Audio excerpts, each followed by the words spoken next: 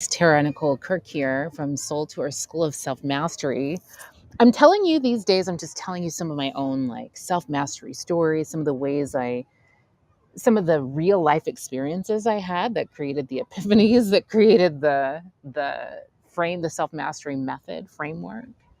And I wanted to talk to you a little bit today. In the self-mastery method, the first step is recalibrate. The second step is actualize. The third step is align. And align is all about, taking action to create the life that you were born to live. Most people start there and don't understand why their struggle switch flips on. And it's usually because they haven't done the actualization work of understanding what their true sacred self really is and really wants, why they're really here. And they haven't done the underlying paradigm work of waking up from the trance of the lies of this culture and the trances of fear, scarcity, unworthiness, and trauma.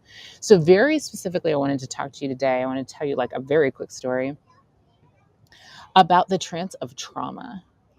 The trance of trauma, and it can be childhood trauma, it can be recent trauma. I think a lot of times we think that we are dealing with childhood trauma when what's happening is our unresolved childhood trauma is continues to magnetize in new experiences that are re-traumatizing so we can continue through a lifetime to have fresh new traumas occur, in part because life is like that and humanity is like that. Human beings are either pre-traumatic or post-traumatic, and because unresolved trauma is a magnet for more trauma. All right, so I call this my frog in the pot story. And so, and I've shared with you some of my medical misadventures and adventures. But the truth is that I went for 17 years or something like that. The better part of 20 years, I went undiagnosed. I had a complex chronic medical condition that was undiagnosed, in part because I'm a master NLP practitioner, but an amateur one. NLP is neuro-linguistic programming. I am very naturally optimistic and I'm very good at reframing things. So I was in chronic pain for years and didn't know it, didn't recognize it at all. Literally I was part of the Love and Light Brigade, where I was like, if I can talk myself around it, if I can reframe it, if I can only focus on this, then that's what I'll do. And I just made it be that I did not feel the pain. The other thing about pain and trauma is that you're kind of like a frog. That's the story of the frog in the pot, right? Where you put the frog in the pot when the water is cold. If you heat the water up gradually, the frog doesn't recognize it. I was going to say the frog never recognizes it. The frog just dies in the boiling water. It doesn't think to jump out because it doesn't realize that the temperature is increasing. And so that's, I think, how my chronic pain probably was. It was gradual and then it grew for so many years. And I sort of gaslit myself for so many years, just telling myself everything was fine, that I really, truly did not recognize I was in the level of pain that I was, until the point where I had joints that were collapsing from the tendons being torn and I truly could not walk anymore. And that brought things to a head, and I'm glad it did.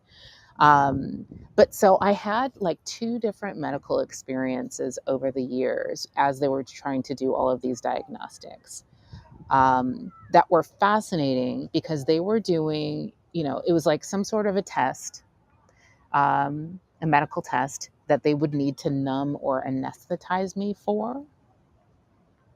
And both times it was in the process of them numbing me for the diagnostic, the pain that I hadn't realized I was in went away so completely, so instantly, that I literally, the first time I actually thought I had died, I remember being on this table.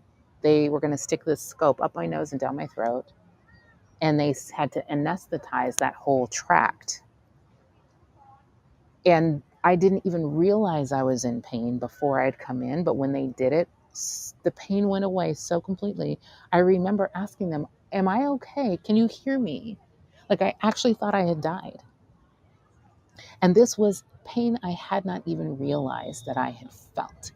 So I was kind of like the frog in the pot, like somebody took me out of the pot for a minute. And instead of me being like, wow, it's great to be out of this pot. Instead of understanding that being in the pot with the water heating up was actually dysfunction and unhealthful. And like, if this continues, bad things could happen to me. Somebody pulled me out of the pot and I was like, am I dead? What's actually happening? Right? Which is kind of wild. I'm telling you this story because I think it's an incredible metaphor or parallel to living under the trance of trauma. Okay, when you still have unresolved trauma in your system, it is something like um, it basically is a lens that creates your entire relational template with the world, it creates your whole worldview. It makes you think that it's more normal, and it creates a whole worldview that's like the worldview of the frog in the pot of heated up water. You think that the experience that trauma, the expectations that trauma is creating, the magnets for other people that trauma has created, the way you pick people, the way you pick experiences, you think that all of that is more normal than the non-traumatized reality that people who have resolved, who are not operating under the influence of the trance of unresolved trauma, are living. So here's what I mean. Living with unresolved trauma makes you think it's more normal for the people around you to be traumatized. That's the magnet of people that you attract in. You will magnetize in other traumatized people who have traumatized expectations of the world. And then both they and you walk around assuming that this traumatized sort of worldview or low expectations of the world and of life is just reality. You just think that's the way the world fucking is. That's just it. And if you're like me, I was always doing that, and I was also always the most optimistic of the traumatized people in my world. So I was constantly fighting this battle to like reframe and know and be the spiritual contrarian. And it's not like that. So I was like the optimistic one of the traumatized people. Um, and I think for so long, I understood or thought that the objective was to process the trauma. All right. Because you grow up in a situation where, like, no, all this trauma is happening actively, or people are actively perpetuating the trauma against you, and nobody wants to talk about it. And you're supposed to just keep going to school and getting good grades and act like everything is fine. So it's this like very wild gaslighting experience. And then as an adult, you grow up and you're like, great. No, sunlight is the best disinfectant. Let's process this trauma. That's what maturity is. You get onto these internet streets and you're like in these groups with other people who, because you're a magnet to other traumatized people, you find yourself in groups of other traumatized people who are also trying to have this DIY therapy experience. Is very popular on the internet right now. And they are speaking truth to power, and everybody is like calling out the trauma, and everybody is like talking about it and processing it,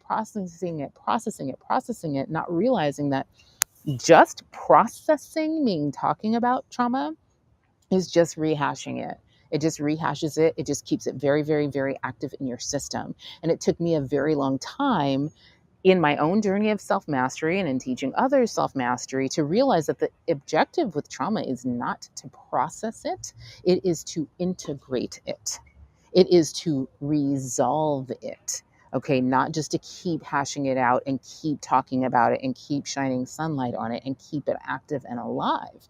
All right, that's stage one, and it's a necessary stage. But the objective is to actually move through to integration and resolution. And what I saw in my own life, and in integration and resolution is not something that's going to happen in some public like Facebook groups, guys. That's just not how this works. It happens in very, very intentional, small, well stewarded, um, spiritually strategic groups. It happens in individual, intentional, therapeutic relationships, and it happens in deep somatic work, including with psychedelics and you know, there are a number of neurobiological and physical ways you can process, integrate, and resolve trauma. All right. So, what I saw in my own life once I did that process, which took like 25 years and a few months and 6 weeks of medical ketamine, and then a bunch of integration of that, and 25 years. When you get the trauma to a place where it is integrated and resolved, you find yourself on the other side of your old worldviews. Your magnet for other people heals. All right.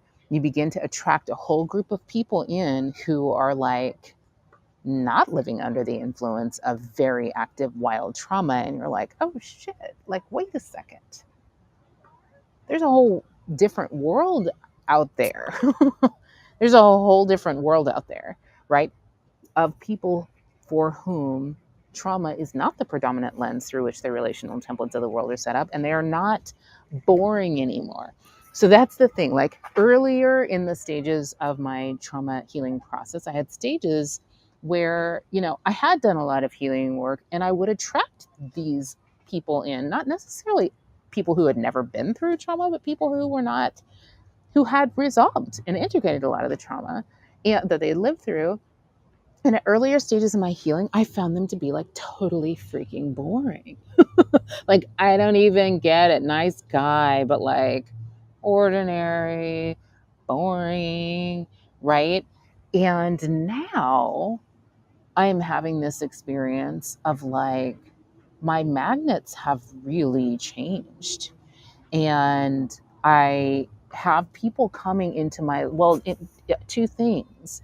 In like my personal relationships, I have people coming into my life who are just like calm and happy and creatively fulfilled, and they are not boring. They're like, but they're not dramatic either, right? They're not like carrying all this fucking baggage with them. On professionally, what's happened is my signal has gotten really freaking clear.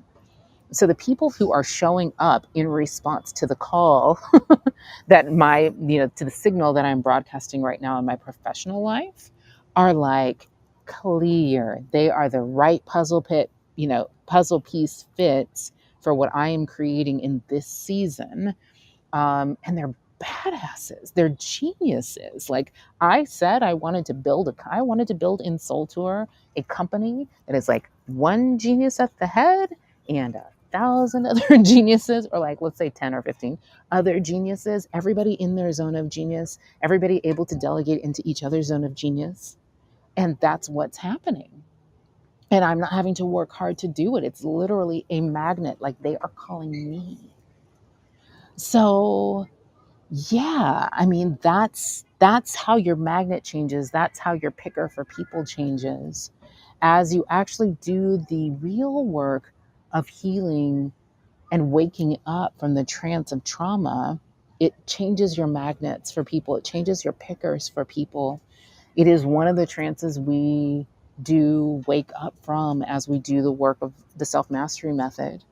And once you do that work, you'll start to find yourself having this very voracious appetite. Like, hey, if I'm not my trauma anymore, then who am I? And that's when we come into the depths of the work with the sacred money archetypes, the Jungian archetypes, the human design system, to start to begin who your true sacred self really is when your fear, your scarcity, your trauma, and your unworthiness are no longer running the show. All right, so that's my frog in the pot story. I love you. I'll see you next time.